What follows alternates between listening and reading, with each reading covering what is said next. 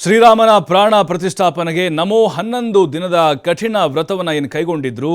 ಅದರಲ್ಲೂ ಶ್ರೀರಾಮಚಂದ್ರ ಸಾಗಿದ ಹಾದಿಯಲ್ಲೇ ಪ್ರಧಾನಿ ಮೋದಿಯವರು ತೀರ್ಥಯಾತ್ರೆ ಕೈಗೊಂಡಿದ್ದಾರೆ.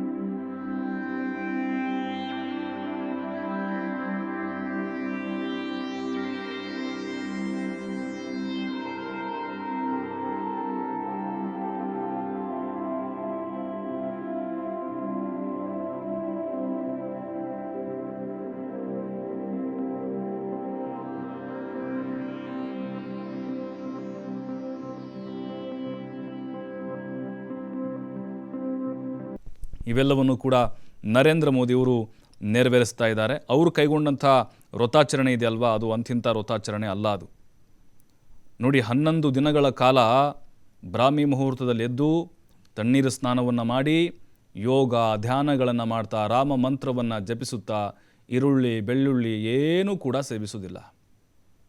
ಆ ಒಂದು ಆಹಾರವನ್ನು ಅಂದರೆ ಎಳ್ನೀರು ಬಿಟ್ಟು ಬೇರೇನನ್ನು ಕೂಡ ಪ್ರಧಾನಿ ನರೇಂದ್ರ ಮೋದಿಯವರು ಸೇವಿಸಿಲ್ಲ. ಕಠಿಣವಾದಂಥ ವ್ರತ ಆಚರಣೆಯನ್ನು ಪ್ರಧಾನಿ ನರೇಂದ್ರ ಮೋದಿಯವರು ಮಾಡ್ತಿದ್ದಾರೆ. ಕಟ್ಟುನಿಟ್ಟಿನ ಉಪವಾಸ ಅಂದರೆ ಯಮ ನಿಯಮ ಅಂತ ಕರೀತಾರೆ 11 ದಿನಗಳ ಈ ವ್ರತ ಆಚರಣೆಯನ್ನು. ನೆಲದ ಮೇಲೆ ಕೇವಲ ಹೊದಿಕೆ ಹಾಕ್ಕೊಂಡು ಪ್ರಧಾನಿಯವರು ಮಲಗ್ತಾ ಇದ್ದಾರೆ. ರಾಮ ಜನ್ಮಭೂಮಿ ಟ್ರಸ್ಟ್ನ ಅಧ್ಯಕ್ಷರು ಕೂಡ ನಿನ್ನೆ ಹೇಳಿದರು ಅವರ ಆಚರಣೆಗಳು ಹೇಗಿದ್ದಾವೆ ಅಂಥೇಳಿ. ನೋಡಿ, ಈ ಯಮ ನಿಯಮದ ಪ್ರಕಾರ ಸಾತ್ವಿಕವಾದಂಥ ಆಹಾರ ಸೇವನೆ ಮಾಡ್ತಾ ಇದ್ದಾರೆ. ಮನಸ್ಸು ಮತ್ತು ದೇಹದ ಶುದ್ಧೀಕರಣವನ್ನು ಇದು ಒಳಗೊಂಡಿದೆ. ಧ್ಯಾನವನ್ನು ಮಾಡ್ತಿದ್ದಾರೆ, ಯೋಗವನ್ನು ಮಾಡ್ತಿದ್ದಾರೆ. ಅದರ ಜೊತೆಗೆ ನೋಡಿ, ಇದರ ಪ್ರಕಾರ ಈರುಳ್ಳಿ ಬೆಳ್ಳುಳ್ಳಿ ಮತ್ತು ಇತರೆ ಹಲವಾರು ವಸ್ತುಗಳ ಸೇವನೆಯನ್ನು ನಿಷೇಧ ಮಾಡಲಾಗಿದೆ. ಕಟ್ಟುನಿಟ್ಟಾಗಿ ನರೇಂದ್ರ ಮೋದಿಯವರು ಈ ವ್ರತವನ್ನು ಪಾಲಿಸ್ತಾ ಬರ್ತಾ ಇದ್ದಾರೆ. ಅದರಲ್ಲೂ ನೋಡಿ, ಈಗ ರಾಮೇಶ್ವರಂನಲ್ಲಿ ಅವರ ವ್ರತ ಸಮಾಪ್ತಿಯಾಗಿದೆ. ನಿನ್ನೆ ತೀರ್ಥ ಸ್ನಾನ ಮಾಡಿದರು, ಸಮುದ್ರದಲ್ಲಿ ಸ್ನಾನ ಮಾಡಿದರು. 22 ನದಿಗಳ ತೀರ್ಥ ಜಲದಿಂದ ಸ್ನಾನವನ್ನು ಮಾಡಿ ಕೊರಳಿಗೆ ರುದ್ರಾಕ್ಷಿ ಮಾಲೆಯನ್ನು ಧರಿಸಿ ಪ್ರಧಾನಿ ನರೇಂದ್ರ ಮೋದಿಯವರು ತಿರುಚಿಯ ಶ್ರೀರಂಗಂ ದೇವಸ್ಥಾನ, ಅದರ ಜೊತೆಗೆ ರಾಮೇಶ್ವರಂನ ರಂಗನಾಥ ಸ್ವಾಮಿ ದೇವಸ್ಥಾನದಲ್ಲಿ ಮೋದಿಯವರು ವಿಶೇಷವಾಗಿ ಪೂಜೆಯನ್ನು ಸಲ್ಲಿಸಿದರು, ಪ್ರದಕ್ಷಿಣೆ ಹಾಕಿದರು. ಇದಕ್ಕೊಂದು ಇತಿಹಾಸ ಇದೆ, ಪುರಾಣ ಇದೆ.